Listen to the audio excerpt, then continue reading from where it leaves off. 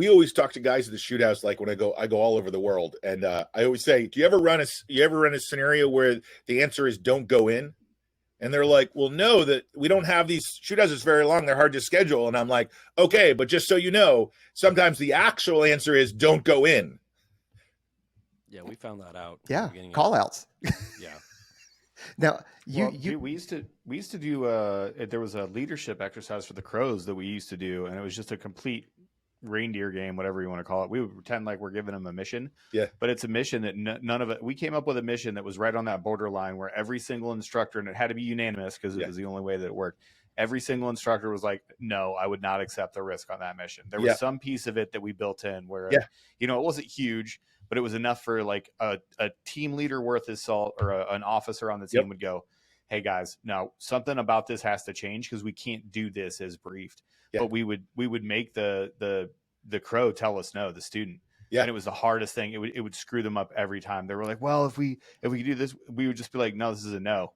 And they would be like, no, I think I could do it. And we're like, well, it's unanimous. Every operator that you're looking at said no to this problem. Like we built it on purpose like that. And it was so super valuable to watch them work through it. And then because they think the students think they're going to get contact every time they leave.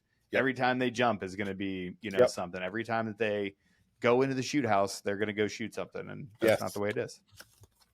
So, Preston, you actually have a good take on callouts. Yeah. You mind going into that real quick? Sure. So, I've written about this in my dissertation, but it's not wildly known. And I probably would never get into the actual data, but I'll give you some rough numbers. I won't even give you rough numbers. I'll give you the context.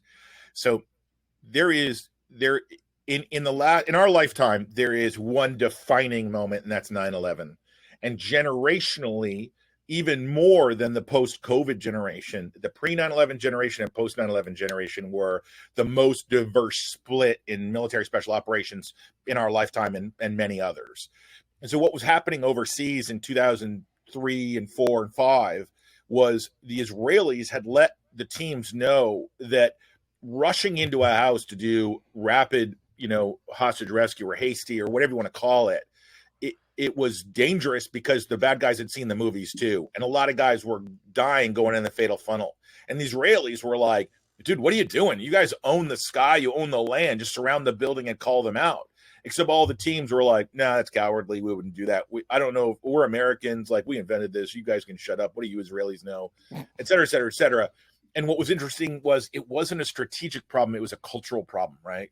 Culture eats strategy for lunch. And what happened was you could actually run a graph from about 2003 to about 2011 showing how many people had to die, how many people had to bury their friends before each team in SOCOM, JSOC, and the Five Eyes adopted callouts.